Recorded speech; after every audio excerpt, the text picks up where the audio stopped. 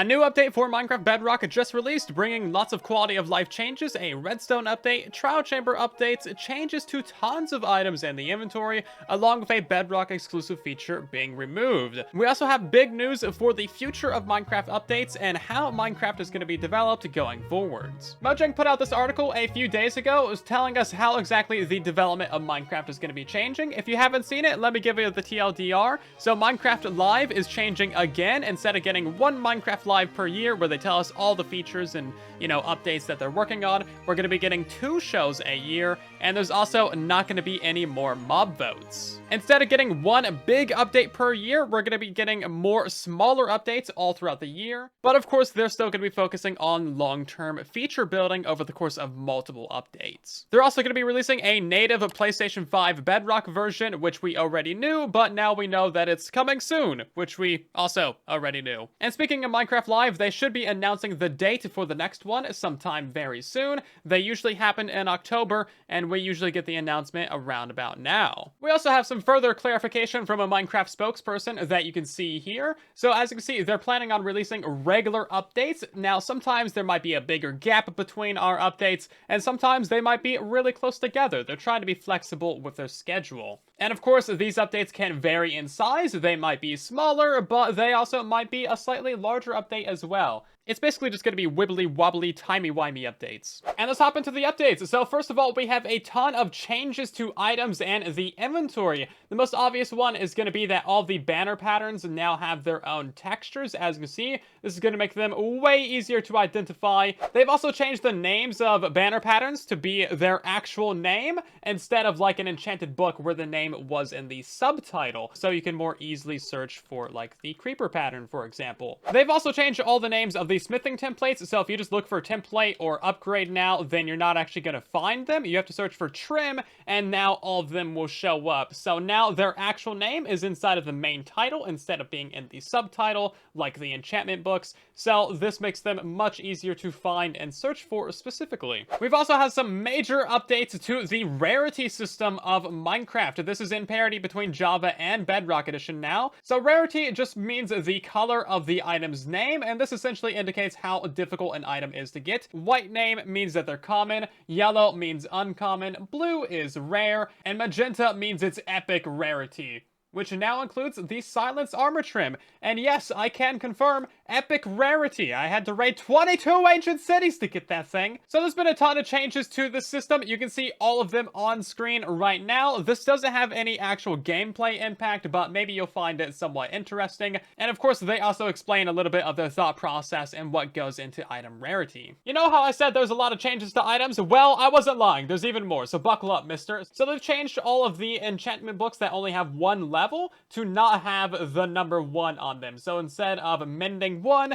it just says mending now. So this affects, multi-shot and channeling, curses, and of course mending, aqua affinity, soak touch, flame, and infinity. None of those are going to have the number 1 next to them. They've also changed the names of about, 15 or so items to match Java editions. We got chain helmet going to chainmail helmet, top snow just going to snow, all kinds of different things. So if you're searching for these in your creative inventory, or if you notice some differences here or there, this is why. Most importantly, this means that steak is now actually called steak. It was called cooked beef on Bedrock Edition literally this entire time. These name changes even go as far as villagers. So instead of being a stone mason, it is now just a mason. Also, buddy, guy, man, pal, you probably shouldn't be standing on top of a stone cutter. That just doesn't look healthy. They've also changed enchanted item rarity as well. So now whenever you enchant an item, it'll go up a layer in rarity. So if it's common, it'll go up to uncommon, and if it's rare, it'll go up to epic, etc. And one more small change, they've renamed the pillager banner to the ominous banner to match Java edition. So we finally have a bug fix to banners. These things were rendering in front of every transparent block ever, so instead of them rendering behind the grate, you could see the full banner and the texture in front of all of these blocks, for example. Now, they haven't fixed this with slimes. As you can see, you can still see the slime through a slime block and through grates, etc.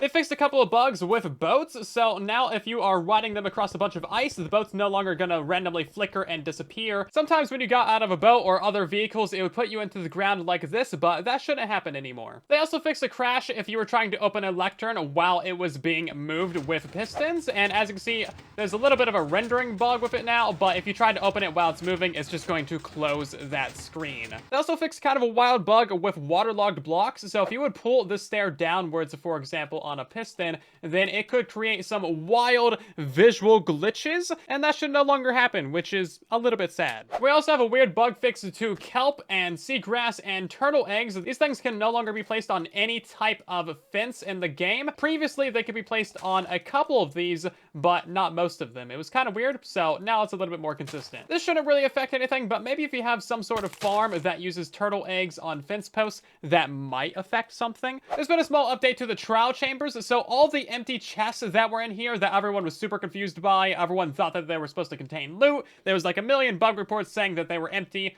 Those were supposed to be empty. They are supposed to be there for you to empty out your inventory. So now they've been replaced with this hopper and barrel, which is supposed to indicate that you're supposed to throw all of your junk items in here to help clean out your inventory. Of course, you gotta aim kind of high to get those in there. But yeah, that's kind of their little fix to it, I guess. Hey, free hoppers. They've also fixed the issue where the trial spawner was like 1/1000th of a block too short. This allowed us to pick up items through it using just a regular hopper, but as you see, that is no longer the case. If you want to pick up items from on top of this thing, then you need to use a hopper minecart, like any other full block. So the only real difference now is that we'll need to add in a hopper minecart to our trial chamber farms. They've also fixed the weird but kind of fun bug where your health would be rounded down, so it was possible for you to have 0 hearts and still be alive.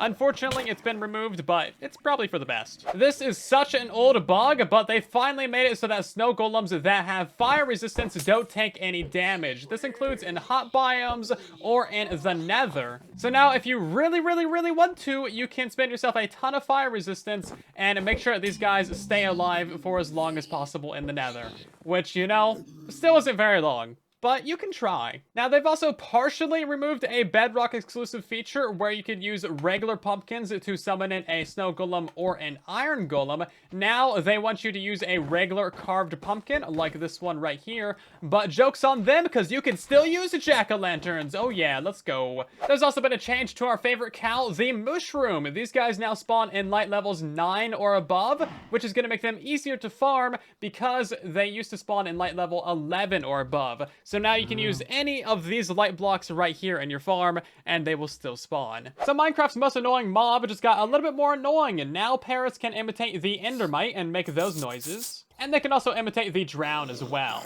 We should give him a cookie for doing such a good job. So there's been an update to Redstone that had everyone melting down for about 20 minutes until they realized it was fine. So don't worry about it, okay? So sea lanterns were previously fantastic for Redstone on Bedrock Edition because they would conduct redstone. As you can see, we're hard powering this one with a torch here. It's not powering the redstone, the repeater, or the lamp. It is now basically a fully transparent block. However, you can still use them for redstone ladders like this. It also works going upwards as well, of course. So you can tell from this little demo right here what exactly the sea lanterns can and cannot be used for. Like, you can open up a chest underneath them still, of course, but you cannot read through a sea lantern with a comparator. Beacon beams also do not go through comparators, so they're not really that useful for redstone anymore, but they do look really nice, so we'll probably end up still using them. Now, we can basically replace the sea lanterns 1 for 1 with the mangrove roots because they've actually fixed these things now. So now they actually conduct redstone power. As you can see here, beacon beams go through them. You can read through them with a comparator. You can open up chests underneath them. However, you cannot use them for redstone ladders, which is